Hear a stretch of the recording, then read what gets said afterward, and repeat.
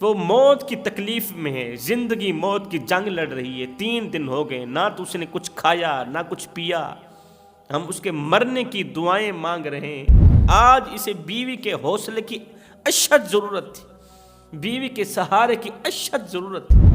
حضرت امام جعفر صادق رضی اللہ تعالی عنہ آپ ایک دن عورتوں کو درس اخلاق دے رہے تھے، واعظ و نصیحت فرما رہے تھے، اللہ رسول کا پیغام سنا رہے تھے۔ اتنے میں ایک عورت کھڑی ہوئی، اس نے سوال کیا، حضرت مجھے بتایا جائے کہ جہنم میں سب سے زیادہ عورتیں ہوں گی یا مرد ہوں گے؟ یہ سن کر حضرت نے فرمایا، اے خدا کی بندی، میں نے اپنے بابا حضرت امام باقر رضی اللہ تعالی عنہ سے سنا، انہوں نے اپنے بزرگوں سے سنا، انہوں نے حضرت سیدنا مولا علی کرم اللہ وجہ الکریم سے سنا۔ حضرت سیدنا علی المرتضیٰ شیر خدا فرماتے ہیں کہ میں نے اپنے پیارے نبی سے سنا کہ جہنم میں مردوں کی نسبت عورتوں کی کثرت زیادہ ہوگی، دوزخ میں عورتیں زیادہ ہوں گی۔ کیوں؟ وہ 3 گناہ بڑے شوق سے کرتی ہیں، عورتیں 3 گناہ بڑے شوق سے کرتی ہیں اور انہیں پتہ تک نہیں ہوتا، اور یہ 3 گناہ ان کی تمام عبادات کو ضائع کرنے کا ذریعہ بنتے ہیں۔ یہ 3 گناہ ان کی تمام نیکیوں کو کھا رہے ہوتے ہیں، ان کی تمام عبادات ضائع کر رہے ہوتے ہیں۔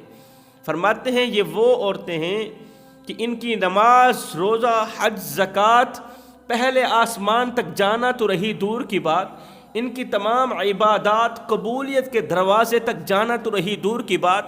فرمایا ان کی عبادات، ان کے سجدے، ان کے سروں سے ایک بالشت بھی اوپر نہیں جاتے، ایک بالشت بھی اوپر نہیں جاتے۔ کیوں نہیں جاتے؟ اس لیے کہ یہ 3 گناہ بڑے شوق سے کرتی ہیں اور پانی کی طرح پیتی ہیں۔ اس عورت نے کہا، حضرت جلدی بتائیں وہ کون سے 3 خطرناک گناہ ہیں؟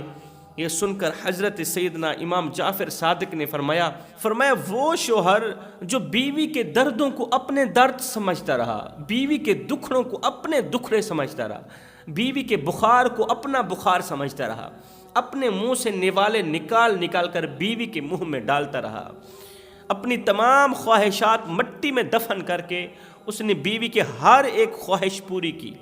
کڑکتی دھوپ میں تتی ریت پہ کھڑے ہو کر دن رات ایک کر کے اوور ٹائم لگا کے کمزور سے کندھے پہ بریاں لاد کے اس نے محنت مزدوری کی، پیسہ ٹکر کمایا، روٹی کمائی کہ مجھے کچھ ملے نہ ملے میری بیوی کو روٹی کا ٹکڑا مل جائے، میری بیوی کی ہر ایک خواہش پوری ہو جائے۔ جب بیوی بیمار ہو جاتی تو کبھی فلاں حکیم کے پاس لے کے جا رہا ہے، کبھی فلاں حکیم کے پاس لے کے جا رہا ہے، کبھی خون دے رہا ہے تو کبھی گردے پیش کر رہا ہے، گردوں کی قربانی دے رہا ہے کہ میری بیوی ٹھیک ہو جائے۔ یہی تو میرے گھر کی رونق ہے، یہی تو میرے گھر کو خوبصورت بنانے والی ہے، میرے بچوں کی اچھی تربیت کرنے والی، میرے بچوں کی دیکھ بھال کرنے والی۔ اگر یہ مر گئی تو میرا گھر بے رونق ہو جائے گا، میرا گھر جہنم کے گڑھوں میں سے گڑھا بن جائے گا۔ بیوی کو زندہ رکھنے کے لیے بھرپور جتن کرتا ہے، بیوی کی ہر ایک خواہش پوری کرتا ہے۔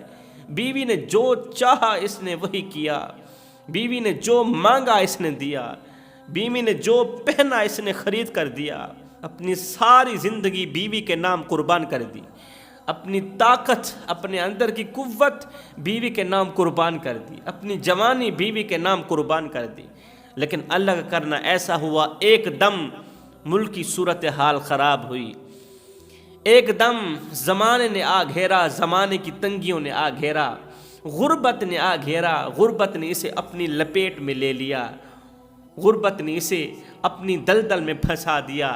یہ بیچارہ غریب تر غریب ہو گیا، اس طرح کا غریب ہوا کہ کوئی دعوت پر بلانا گوارا نہیں کرتا، کوئی سلام دینا گوارا نہیں کرتا۔ یہ بیچارہ اس طرح کی غربت کا شکار ہوا کہ روزی سے بھی ہاتھ دھو بیٹھا، روٹی کے لیے تنگ ہو گیا، یہ ہر وقت پریشان رہنے لگا، ہر وقت بے چین اور بے قرار رہنے لگا۔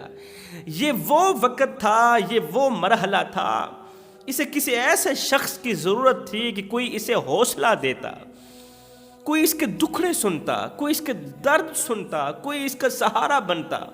وہ کون سا شخص تھا جو اسے حوصلہ دیتا؟ وہ اس کی بیوی ہی تھی۔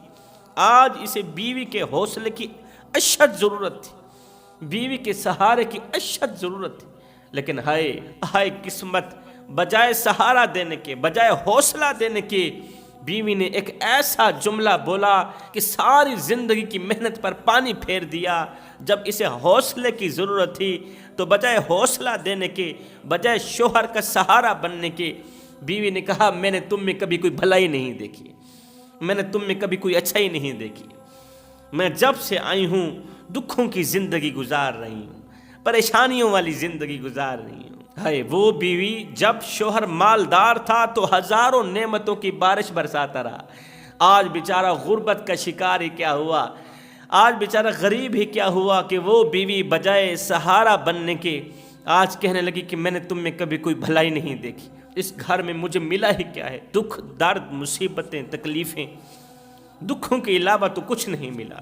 فرمایا اے اسلام کی مقدس شہزادیوں، ایسی عورتوں سے بچنا، یہی وہ عورتیں ہیں جن پر ہر وقت ہر گھڑی ہر لمحے فرشتوں کی لعنت برستی رہتی ہے، یہ عورتیں ہر وقت اللہ تعالیٰ کے غضب کا نشانہ بنی رہتی ہیں۔ اگر تم ان کے ساتھ دوستی کرو گی، ان کے قریب بیٹھو گی تو یاد رکھنا تم بھی اللہ کے غضب کا نشانہ بن جاؤ گی۔ یہی وہ عورتیں ہیں جو جہنم کے اعلیٰ درجے پر ہوں گی۔ رمضان المبارک کا مہینہ ہے، کچھ عورتیں ایسی ہیں جو رمضان المبارک کے بابرکت مہینے میں بھی اس جملے سے باز نہیں آتی، اپنے شوہر کو کہتی ہیں میں نے تم میں کبھی کوئی اچھائی نہیں دیکھی، میں نے تم میں کبھی کوئی بھلائی نہیں دیکھی۔ یہی وہ جملہ ہے جو عورتوں کی تمام عبادات کو ضائع کر دیتا ہے، نہ تو نماز قبول ہونے دیتا ہے، نہ روزہ قبول ہونے دیتا ہے، نہ زکوٰۃ قبول ہونے دیتا ہے۔ ایسی عورتوں کی دعا بھی اللہ تعالیٰ ان کے منہ پہ مار کے رکھ دیتا ہے تب تک جب تک یہ عورتیں پکی پکی توبہ نہیں کر لیتی، اپنے شوہروں سے معذرت نہیں کر لیتی۔ حضرت مولانا جلال الدین رومی رحمۃ اللہ تعالی علیہ کے پاس ایک عورت آئی، کہنے لگی حضرت میری ایک بہن ہے جس کی ساری زندگی عبادت میں گزری ہے، وہ دن کو روزہ رکھتی، پوری رات قیام کرتی تھی، تہجد کی نماز پڑھا کرتی تھی۔ تہجد کی نماز وہ لاڈلی نماز ہے کہ اللہ سے ہر ایک بات منوا کر ہی دم لیتی ہے۔ تہجد کے سجدے مقدر والوں کو نصیب ہوتے ہیں، قسمت کے سکندر لوگوں کو تہجد کے سجدے نصیب ہوتے ہیں۔ میری بہن تھی جو خوبصورت تھی، حسین و جمیل تھی، جس قدر وہ خوبصورت تھی اس سے کہیں زیادہ وہ نیک سیرت تھی، عبادت گزار تھی، اس کا اخلاق اچھا تھا، اس کا بولنا اچھا تھا، اس کا اٹھنا بیٹھنا اچھا تھا۔ محلے میں رہنے والی تمام عورتیں اس کی تعریف کیے بغیر نہ رہتی۔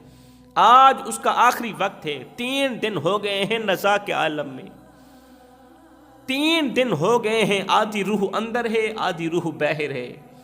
میری بہن مر نہیں پا رہی، اس کی زبان کلمہ پڑھنے سے قاصر ہو گئی ہے، وہ موت کی تکلیف میں ہے، زندگی موت کی جنگ لڑ رہی ہے۔ 3 دن ہو گئے، نہ تو اس نے کچھ کھایا نہ کچھ پیا، ہم اس کے مرنے کی دعائیں مانگ رہے ہیں، اللہ تعالیٰ اسے موت بھی نہیں دے رہا، نزاع کے عالم میں ہے، مصیبت میں مبتلا ہے۔ یہ سن کر حضرت مولانا جلال الدین رومی نے فرمایا کیا وہ شادی شدہ ہے؟ اس نے کہا جی وہ شادی شدہ ہے، جاؤ اس کے شوہر کو لے کر آؤ۔ یہ عورت گئی، بہن کے شوہر کو لے کر آئی۔ حضرت مولانا جلال الدین رومی رحمۃ اللہ تعالی علیہ نے فرمایا اے بندہ خدا، مجھے سچ سچ بتانا، آخر تیری بیوی کون سا ایسا گناہ کرتی تھی کہ آج موت کے وقت اس کی روح آسانی سے نہیں نکل پا رہی، موت کے وقت اس کی زبان کلمہ پڑھنے سے قاصر ہو گئی؟ آخر وہ کون سی تیری نافرمانی کرتی تھی؟ آخر وہ کون سا ایسا گناہ کرتی تھی کہ اللہ تعالیٰ اس کے گناہ کی سزا اسے دنیا میں ہی دے رہا ہے؟ 3 دن گزر گئے، وہ نزاع کے عالم میں، نزاع کی حالت میں، اس قدر تکلیف میں ہے کہ آخر اس نے کون سا ایسا گناہ کیا تھا؟ حضرت مولانا کا یہ کہنا ہی تھا کہ اس عورت کے شوہر نے کیا کیا، اپنے کندھے سے کپڑا ہٹایا، کندھے سے کپڑا اٹھایا، حضرت مولانا کو دکھاتے ہوئے فرمایا دیکھو میرے کندھے کی جو چمڑی تھی وہ جل گئی، کندھے کی چمڑی جلی ہوئی تھی۔ اس نے کہا حضرت بیوی کی ہر ایک خواہش پوری کرنے کے لیے، بیوی کی بھوک مٹانے کے لیے، بیوی کے پیٹ کے لیے، بیوی کو اچھا پہنانے کے لیے، بیوی کو اچھا کھلانے کے لیے اٹھائی گئی बोरियों ने मेरे कंधे की चमड़ी को उधेड़ दिया। हाय, जिस बीवी की हर एक ख्वाहिश पूरी करने के लिए मैं दिन रात एक करके ओवर टाइम लगाता रहा, मेहनत मजदूरी करता रहा, लेकिन मेरी बीवी मुझे ऐसा जुमला बोलती थी कि वो जुमला मुझे अंदर से खोखला कर देता था, मुझे अंदर से मार देता था। उस जुमले ने मुझे अंदर से ख़त्म कर दिया था। वो कौन सा जुमला था? वो ये था कि बजाय शुक्र गुजारी के मुझे कहती थी कि मैंने तुम में कभी कोई भलाई नहीं देखी, मैंने तुम में कभी कोई अच्छाई नहीं देखी। हज़रत मौलाना जलालुद्दीन रूमी ने फरमाया, ए बंदा खुदा, तू किसी पर रहम कर, अल्लाह तुम पर रहम करेगा। तू किसी पर तरस खा, अल्लाह तेरे ऊपर तरस खाएगा। अगर तू बीवी को माफ़ नहीं करेगा तो आज उसकी ज़िंदगी भर की तमाम इबादत ज़ाय कर देगा मेरा अल्लाह, इसके मुंह पे मार के रख देगा, इसको जहन्नम के आला दर्जे पर रखेगा। ए बंदा खुदा, तू अपनी बीवी को माफ़ कर दे, तू बीवी को माफ़ कर, अल्लाह तुझे माफ़ कर देगा। बस यहाँ से इसके शोहर ने दोनों हाथ उठाए, अल्लाह मैं तेरी रज़ा के लिए अपनी बीवी के इस गुनाह को माफ़ करता हूँ, बीवी की इन ख़ताओं को माफ़ करता हूँ, तू भी माफ़ कर दे। बस ये कहना ही था। उधर से बीवी कलिमा पढ़ते हुए इस दुनिया फ़ानी से रुखसत हो गई। फरमाया, सब कुछ करना शोहर के आगे, ये एक जुमला कभी भी ना बोलना कि मैंने तुम में कभी कोई भलाई नहीं देखी। फरमाया, दूसरा गुनाह गीबत करना, गीबत के ज़रिए, चुगली के ज़रिए दोनों भाइयों को आपस में लड़ाना, अपने शोहर को उसकी माँ के साथ लड़ाना, उसकी माँ को शोहर के साथ लड़ाना, शोहर को भाइयों के साथ लड़ाना, लड़ा के फिर तमाशा